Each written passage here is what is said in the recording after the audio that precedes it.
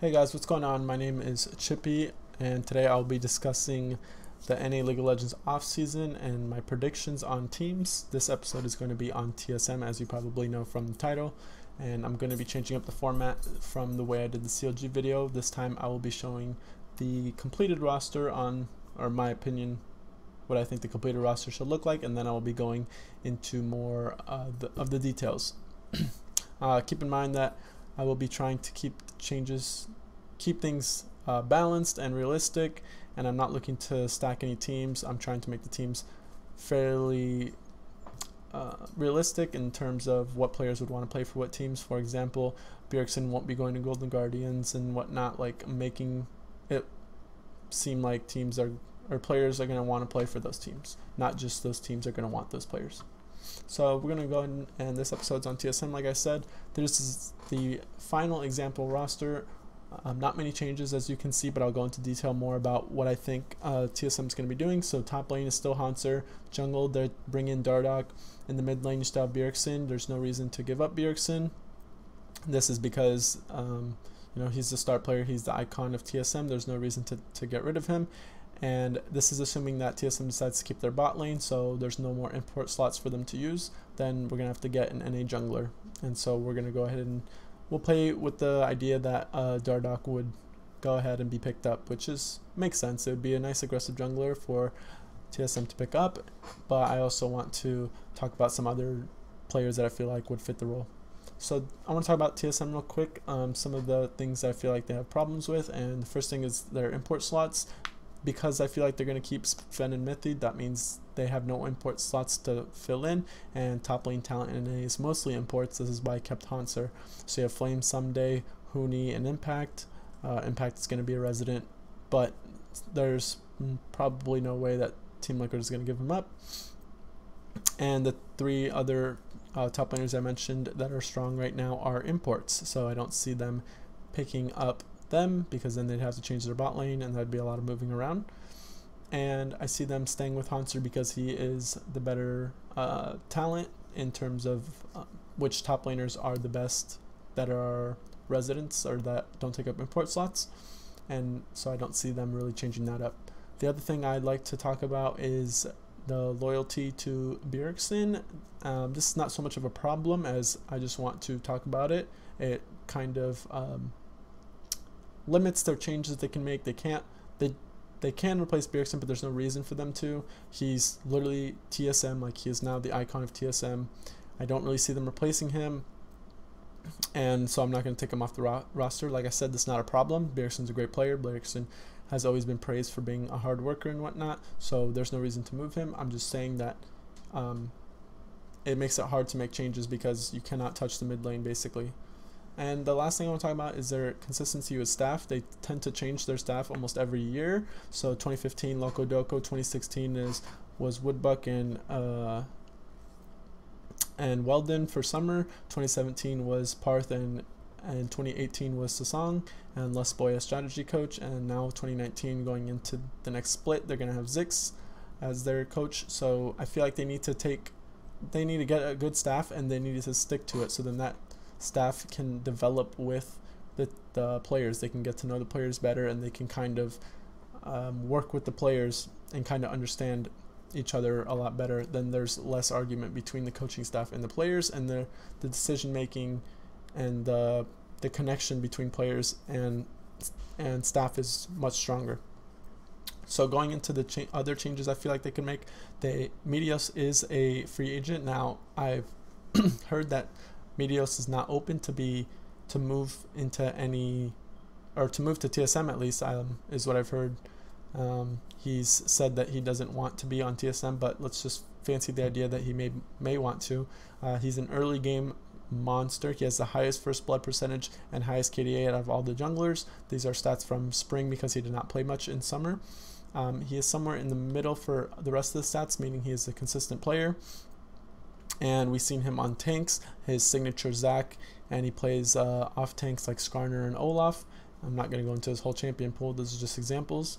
And it feels like TSM is always putting their junglers on tanks, so why don't they just pick up a jungler that already plays tanks and plays tanks aggressively? I feel like Meteos is really good at playing around the map, but he can also play that farm-oriented, vision-oriented jungling style. I feel like this is a really good match, and I feel like this is what TSM would be looking for, and he's also a veteran, and I'll go into detail why that's important later. And moving to Dardoch, he's an aggressive jungler. He has the highest first blood percentage in summer 2018. He has really good pathing. That's shown in his highest CS. Has the highest CS difference at 10, and he's a super hungry player. You've seen him. He's very motivated. He really wants to make it to Worlds. He really wants to play at the highest level, and he talks about it all the time, and I'm sure that it shows in his play and shows in his attitude when he's on a team. It's showed a little bit when he was on Team Liquid in those videos, but that also showed a little bit about his teamwork issues, and now it's been a long time since he's been on Team Liquid, so maybe those are gone. That's why I put a question mark around that. He could have fixed those problems by now, but it's still something that TSM needs to think about if they are interested in Dardoch, is all the personalities on this team, Bjergsen and Dardoch and Sven and Mithi. These are all like pretty popular stars at some point in their careers, and so they have personality. They might have personality issues, maybe some ego issues. This is not me saying that they do. This is me saying that it's a possibility and it's something that they needed to look into. So now I'm going to go into a little bit more detail about how the roster would work out. So Hauntzer would split time with another top laner, and I feel like what they need to do is pick up a rookie carry top laner. An example here that I put is TL's Viper. I think he's a carry style player. He always pulls out the Riven. He is not afraid to play the carries in the top lane and try to do as much damage as he can. His gold difference at 10 is very high. His CS difference at 10 is very high, and he has 99.2 CS per minute, which is very, very high. 10 is about the max that you can get without, like, you know, doing camps and stuff, but it's like very high average. And so I think they need to pick up a good carry jungler to then learn behind Hauntzer and be able to develop him into a better stage player. And I think this is important because they can go for more of a Fnatic style, where Fnatic has a Soaz as that veteran, and then have Bwipo as being kind of like the Viper of this team. Now, it doesn't necessarily have to be Viper. He's just an example of a good academy talent that they could pick up, but they could also pick someone up from Scouting Grounds. The next thing I'd like to talk about is the split time of the jungle, which I feel like they can do. Meteos and Dardoch being very strong in terms of being veterans. They have playtime. Dardoch not as much of a veteran, but he does have that stage experience. He has that team experience and can teach somebody under him. The problem is I don't feel like Dardoch would want to share time with anybody, but if he ends up agreeing to that and TSM's able to pick him up, he can be the aggressive jungler, and they can have Greg or Hard be that tank jungler, be that more focused on vision jungler that TSM occasionally wants. Now, I don't think splitting time with Hard or Greg with if they pick up Meteos is a good idea, because they have similar play styles in terms of they play a little bit more passive. They play a little bit similar champion pools. So I'd like to see them pick up one aggressive player and one tank player. I feel like that's kind of the best route to go in terms of splitting time with players. If you're going to split time, you have to have a different play style, because then there's no reason to bring in the other player unless you want to split time because of ways to put someone on the bench and watch from coaching staff, or with the coaching staff watch the games, and then put that player in after being able to watch from the back with the coaching staff, knowing what to do next game. So that could be a good reason to split time, but I feel like having different play styles allows you to draft differently and play a completely different play style in case your first play style isn't working out very well. So I think a good way to do this would be Dardoch and Greg, Hauntzer and Viper, or Hauntzer and somebody, but just an example, and then Bjergsen, Sven, Mithi. And this does not break any of the rules for import slots, so I think this could be a very solid roster, and I think they could go fairly far in this with this roster and be able to create a nice dynamic in their team, and also continue to develop talent and keep Greg, who's already probably comfortable with this team, and keep developing him as a player.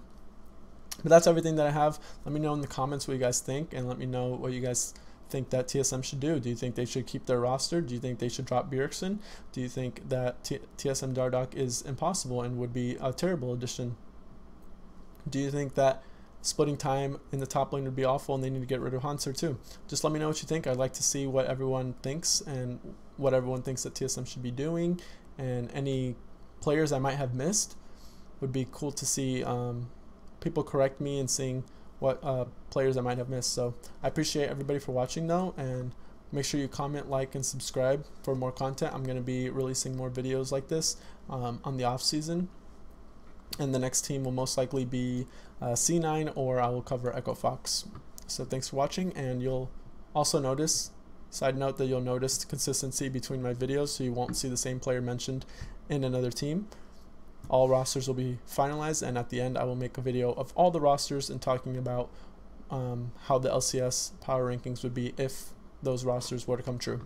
So anyway, thanks again for watching, and you guys have a good time.